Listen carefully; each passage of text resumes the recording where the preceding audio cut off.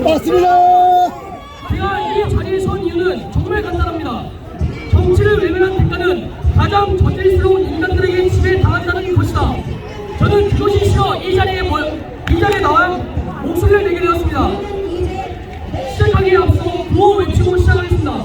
제가 사기 탄핵 하면 여러분들께서 각하를 3번 외쳐주십시오. 사기 탄핵!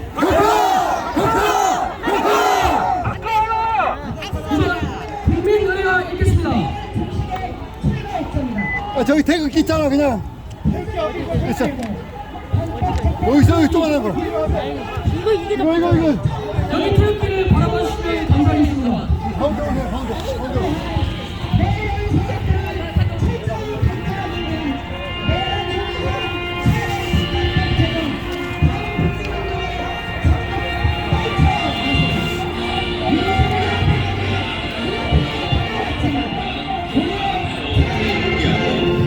자유롭고 정의로운 대한민국의 무궁한 영광을 위하여 충성을 다할 것을 굳게 다짐합니다.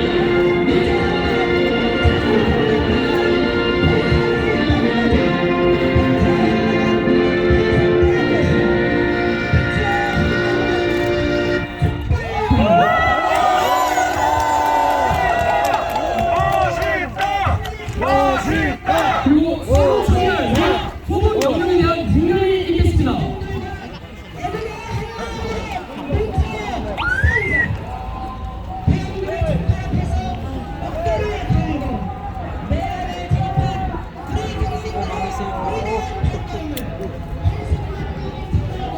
일동 문명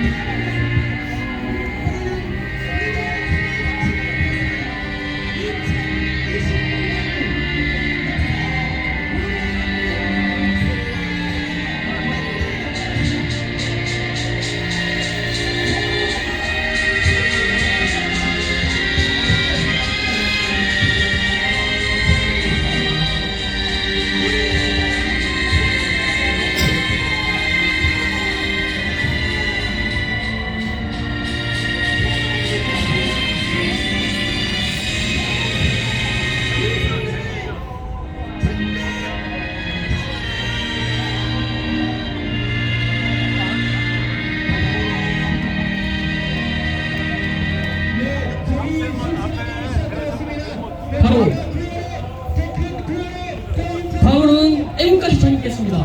애국가는 1절만 부르도록 하겠습니다.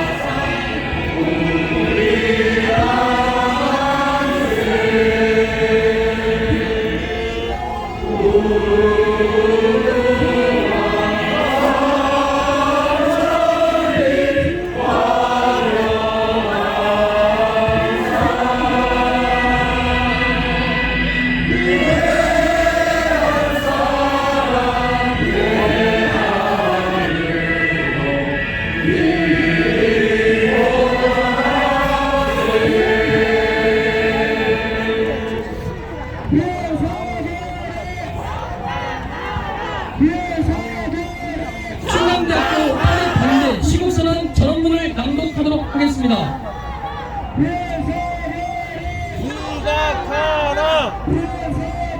지난 12월 3일 비상계엄 이후 광기와도 같은 정치권과 언론, 여론에 의해 속전속결로 탄핵 소추안이 가결되고 대통령께서는 구치소에 구금되었습니다. 그러나 대통령께서는 담화문과 헌법재판소 변론을 통해 현재 대한민국이 처한 위기와 대한민국의 적법성을 말씀하셨습니다.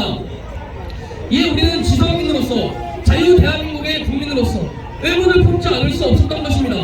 과연 대통령 이유는 무엇이며 왜 계엄이라는 수단을 빌려야만 했는가? 과연 비상계엄이 대통령 탄핵 사유가 될 수 있는가? 우리는 비상계엄 이후 논의를 거듭해왔습니다. 그러나 더 이상 우리의 양심을 속일 수 없고 우리의 소중한 자유를 위해 투쟁하신 선배 세대와 우리가 만들어갈 세상에 살아가야 하는 미래 세대에게 부끄럽지 않도록 다음과 같은 이유로 탄핵을 반대하고자 합니다. 첫 번째, 반국가적 입법부의 폭주. 입법부란 무엇입니까? 국민의 뜻에 따라 국가와 국민을 위해 법을 다루는 것이 아닙니까? 그러나 국회의 절대적 다수당인 민주당은 대통령 취임 후 총 29번의 탄핵을 남발하였습니다. 또한 헌법재판관의 임명을 고의적으로 미루어 행정부의 마비를 초래하였습니다. 탄핵이 국회의 고유 권한이라 하여 그것을 반국가적 목적을 위해 남용해도 좋다는 것은 아니지 않습니까? 민주당은 예산 편성에 있어서 반국가적 행보를 이어갔습니다. 대통령실을 비롯해 검찰, 감사원, 경찰의 특활비를 전액 삭감하였습니다. 이는 필요에 의한 감축이 아닌 정치적 보복이요 독립성이 필요한 기관에 대한 협박과도 같은 일입니다. 뿐만 아니라 원전 관련 예산, 동해 시밀가스전 개발 예산 등 국가의 미래를 위한 예산을 삭감하고 우리 청년들을 위한 일자리 예산도 삭감하였습니다. 정작 자신들의 연봉을 직접 인상하는 국회는 누구를 위한 집단입니까?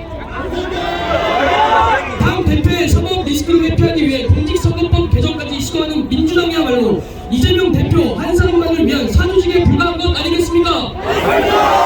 중국인이 우리나라의 국가 부활시설을 촬영하고 핵심 기술을 탈취하는 등 간첩 행위를 하였으나 현행 간첩법은 적국만을 대상으로 하여 처벌하지 못하였습니다. 이에 간첩법을 개정하려 하였으나 민주당의 반대로 무산되었습니다. 간첩을 처벌하는데 반대하는 대한민국 국민이 어디 있겠습니까? 대한민국이 진정 우리나라와 국민을 위한 구태가 뭔지 묻고 싶습니다. 두 번째, 사법부의 정치 노후화. 그렇다면 사법부는 어떻습니까? 최근 대통령 변호인단에 따르면 대통령과 주변인에 대한 각종 영장을 중앙지검에 청구했다가 기각되었다는 것이 밝혀졌습니다. 공수처가 애초에 내란죄에 대한 수사권이 없었다는 것입니다. 그러나 공수처는 이 사실을 숨긴 채 의료법연구회라는 사법부 내 극자 성향 사조직 소속 판사들이 장악한 관할도 아닌 서부지검에 다시 영장 청구를 하였고 서부지검의 이수명 판사는 불법 체포영장 발부를 위해 형사소송법 110조, 111조 적용을 예로 한다며 마치 입법권 행사와 같은 불법을 저질렀습니다. 대통령의 불법 체포에 사법부가 적극 가담한 것입니다. 현재 대통령 탄핵 심판을 맡은 헌법재판소는 어떻습니까? 전체 판사의 3%에 불과하는 우리법 연구회 소속 판사가 3명이나 됩니다. 특정 재판관의 가족이 대통령 탄핵 찬성 심사에 참여하고 탄핵 소추 대리인단 소속 변호사와 같은 법인에서 활동 중인 것이 드러났습니다. 재판관의 동생이 대통령 퇴진 특위 부위원장을 맡고 또 다른 재판관의 SNS를 통해 자신의 정치 성향을 적극적으로 드러내기도 하였습니다.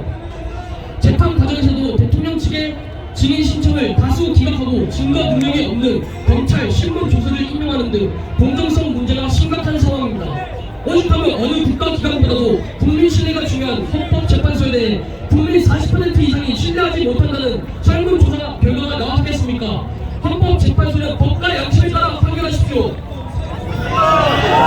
세 번째, 언론, 노조 등 반국가적 탄핵. 최근 민주노총 간부들이 조직적으로 탄핵 지령을 받고 대한민국의 친일 정복을 위해 활동하였다는 것이 밝혀졌습니다. 이들은 단순히 북한의 주체사상의 심취한 수준을 넘어서 우리 사회의 갈등을 조장하여 대한민국 국민들을 분열시키고 국가 기밀을 빼돌리는 등 반국가적인 행위를 무수히 반복해왔습니다. 도대체 노동자의 권리를 위해 투쟁하는 노조가 왜 극단적인 정치적 행보를 위해 노조원을 동원한다는 것입니까? 언론 역시 마찬가지입니다. 박근혜 대통령 탄핵 후 어쩌면 태블릿 PC 따위는 필요 없었는지 모릅니다 라는 JTBC 앵커의 말처럼 현재 언론은 마치 대통령이 탄핵만 되면 상관없다는 듯 온갖 가짜뉴스를 찍어내고 있습니다. 탄핵을 반대하는 수많은 시민의 목소리는 외면한 채 마치 민주당의 대변인 노릇을 하고 있는 것입니다. 적어도 진실만을 보도해야 한다는 언론으로서 사명감마저 저버린 것입니까? 지금이라도 외국 보도를 그만두고 있는 그대로를 전하십시오. 네 번째, 하이브리드 전쟁 등 외부의 위협. 지금 우리나라는 외부 세력과의 하이브리드 전쟁 중입니다. 민주노총 간부가 북한으로부터 전달받은 지령들을 보면 국가 기밀시설을 들여 정보를 수집하고 각종 노조, 시민단체와 연합하여 보수 세력에 대한 반대 활동을 지시하였습니다. 뿐만 아니라 대통령에 대한 지속적인 공격과 방해 공작을 지시하기도 하였습니다. 중국 공산당은 어떻습니까? 중국 간첩 혐의를 받던 필리핀의 한 서도시 시장이 실제 중국인으로 밝혀져 논란이 되었고, 캐나다에서는 중국이 총선에 개입했다는 보고서가 발표되기도 했습니다. 중국은 하나의 중국을 표방하며 소수민족을 탄압함과 동시에 국경 여러 곳에서 영토 분쟁 중입니다. 전 세계 세력 확장의 야욕을 드러내고 있는 중국이 바로 옆에 우리나라만 가만둔다는 것을 누가 믿겠습니까? 북한과 마찬가지로 영어를 조작하고 정치와 언론의 영역에 침범하여 우리나라를 위협하고 있습니다. 이러한 상황에 어떻게 전쟁 중이 아니라고 할 수 있겠습니까? 대통령께서 비상경으로 알리고자 하는 것은 우리가 지명한 위험이요, 그에 동조하는 국가 세력이 누군지를 명확히 하고자 한 것입니다. 국가 비상 상황에 비상경을 선포하는 것에 어떻게 죄를 물을 수 있겠습니까? 다섯 번째, 부정선거 수사 및 제도 개선. 선거는 민주주의의 국가로 같습니다. 우리 국민이 주권을 행사하고 국가를 올바른 길로 나아갈 수 있도록 하는 일이기 때문입니다. 그러나 이러한 선거에 중대한 문제가 있었다는 것이 드러났습니다. 떳떳한 신분 가발 투표지, 투표 관련해 도저히 알아볼 수 없게 굶겨진 투표지나 다른 투표지와 겹쳐져 인쇄된 투표지, 서로 붙어져 있는 채로 발견된 투표지 등 너무나도 이상한 투표지들이 재검표 현장에서 쏟아졌습니다. 최근 헌법재판소에서 정국정은 상처에게 지불했다면 선관위의 서버 보안이 신경 가용도 분리되어야 하는 내부는 외부에서 얼마든지 접촉할 수 있었다고 합니다. 또한 가짜 신분증을 만들어 투표 절차를 진행하고 이를 학생들이 취재 요청한 거야. 학생들이. 투표장에서도 대표장으로 이동하여 대표 절차를 진행하여 집계하는 모든 과정에서 외부의 개입이 가능한 상황임에도 선관위는 부정선거는 음모론이라는 주장을 되풀이합니다. 당장 부정선거라도 확실할 증거가 없다 할지라도 그 과정에 문제가 있다면, 그리고 우리 국민들이 그것을 원한다면 얼마든지 투명하게 검증하고 개선해야 하는 것이 당연하지 않습니까?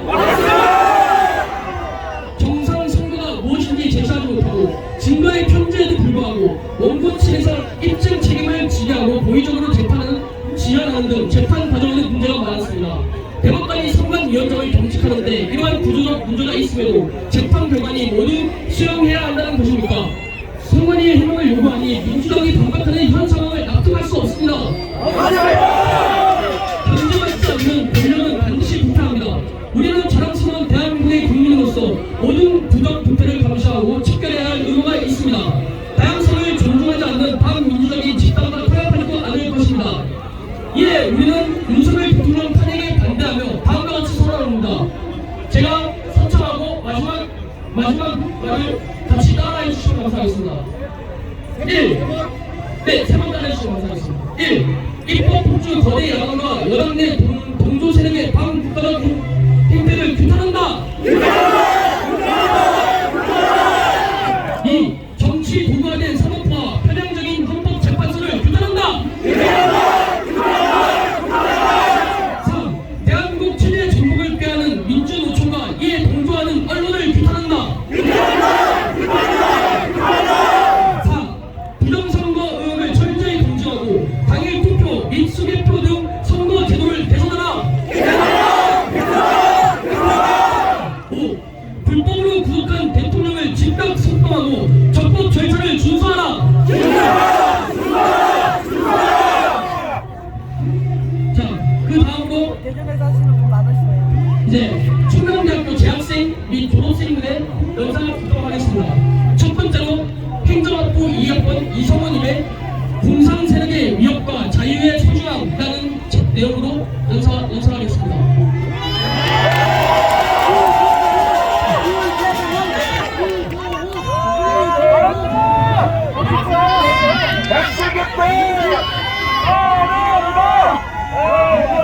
안녕하십니까? 저는 자유를 사랑하는 충남대학교 행정학부 21학번 이성호입니다.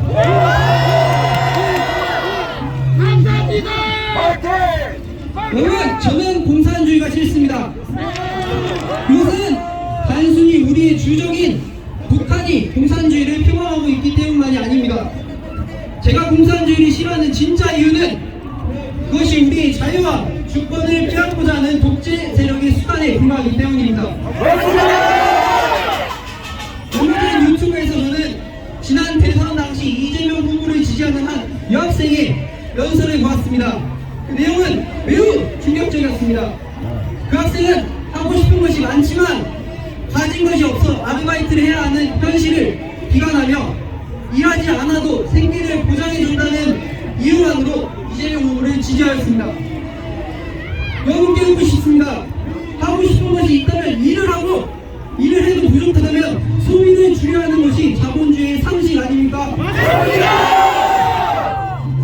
아무런 노력도 없이 나라에서 주는 돈만 받는다면, 그리고 그렇게 받은 돈으로 하고 싶은 일을 마음껏 한다고 해서 당장 쾌락을 얻는 것 외에 무슨 의미가 있겠습니까? 얼마 전 기사에 따르면 경기도의 이재명표 청년 기본소득 정책의 결과 청년들은 지급받은 돈을 식당, 카페, 편의점에서 대부분 소비하였다고 했습니다.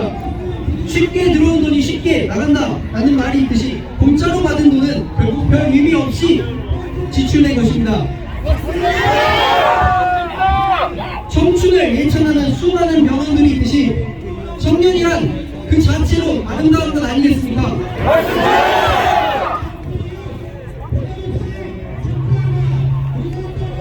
명품으로 온몸을 지장하지 않더라도 완벽하게 갖추지 못하였다 하더라도 젊은 그 자체가 우리를 빛나게 하는 것 아니겠습니까? 건강한 몸과 건전한 마음을 가졌음에 감사하고 미래를 위해 자기 자신을 갈고 닦아야 하지 않겠습니까? 물론 우리 청년들은 지금 당장 가진 것이 많지 않고 미래에 대해 불안을 느끼는 이들도 많습니다. 이런 우리를 향해 참된 어른들이 현재에 충실하고 그 자체를 즐겨라 라고 조언해 주실 때 저 악랄한 극좌 세력은 기본소득과 같은 달콤한 말로 우리를 현혹하고자 합니다. 공산당은 이렇게 인간의 나약한 부분을 파고들고 그들에게 의존하도록 하여 국가 사회의 개인을 종속하고자 하는 것입니다. 우리나라의 국부 이승만 대통령께서는 다시는 종의 멍에를 매지 말라고 하셨습니다. 대다수가 노비였던 조선의 백성들을 자유의 이름으로 해방하고 국민 스스로가 국가의 주인이 되기를 바라셨던 것입니다. 우리의 천부 인권에는 자유롭게 일할 수 있는 권리도 포함되어 있습니다. 맞습니다. 사회의 일원으로서 자유롭게 계약을 맺고 열심히 일하고 정당한 보수를 받는 것, 그것이 우리의 자유 아닙니까? 맞습니다. 당장 눈앞에 돈 몇 푼 받자고 자유와 권리를 포기하고 국가의 노예가 되시겠습니까? 이러한 공산주의적 사고방식이 우리 사회를 지배할 때 우리 사회에 도덕이 없어지고 물질 만능주의가 그 자리를 내차려 수많은 부정부패, 비리가 만연하게 되는 것입니다. 이들은 돈을 위해서라면 인간으로서의 양심도 저버립니다.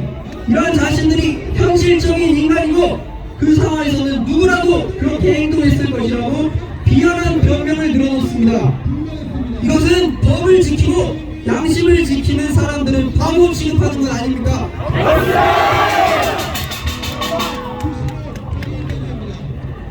그렇다면 적어도 이러한 세력들이 용납받기 위해서는 적어도 그들이 내세우는 약자의 편이라도 되어야 할 것입니다.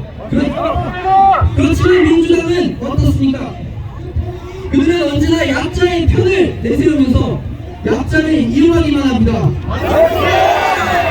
그들의 약자는 도덕적 우월감을 충족하기 위한 수단이며 그저 표를 받기 위한 변명에 불과합니다.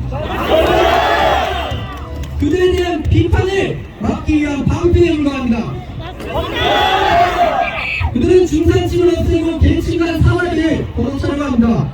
계속해서 국민을 분열시키고 사회 갈등을 조장합니다. 아시다시피 민주당을 비롯한 극좌 세력은 주요 미디어를 장악했습니다. 그리고 그들은 각종 미디어를 통해 남녀 갈등, 세대 갈등을 유도하고 청년들의 박탈감을 조성하여 자포자기하도록 몰아세우고 있습니다. 정작 청년들의 일자리를 빼앗는 것은 고용세습을 자행하는 귀족 노조가 아닙니까? 맞습니다. 이러한 반국가 세력의 행태는 결코 용납될 수 없는 것이며 우리 청년들이 깨어나야 하는 것입니다. 맞습니다.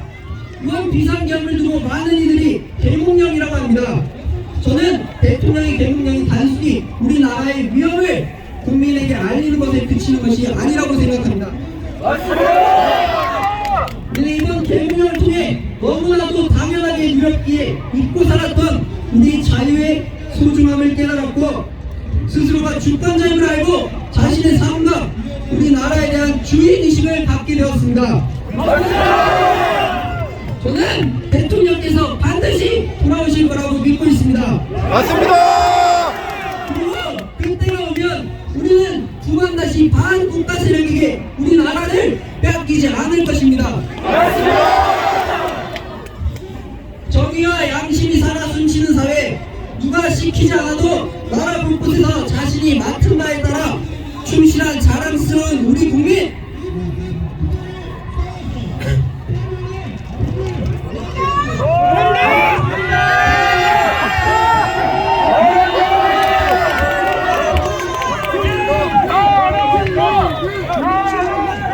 그리고 우리나라가 위기에 빠질 때마다 우리를 올바른 길로 이끄는 지도자와 함께 우리는 다시 한번 위대한 대한민국을 목격하게 될 것입니다.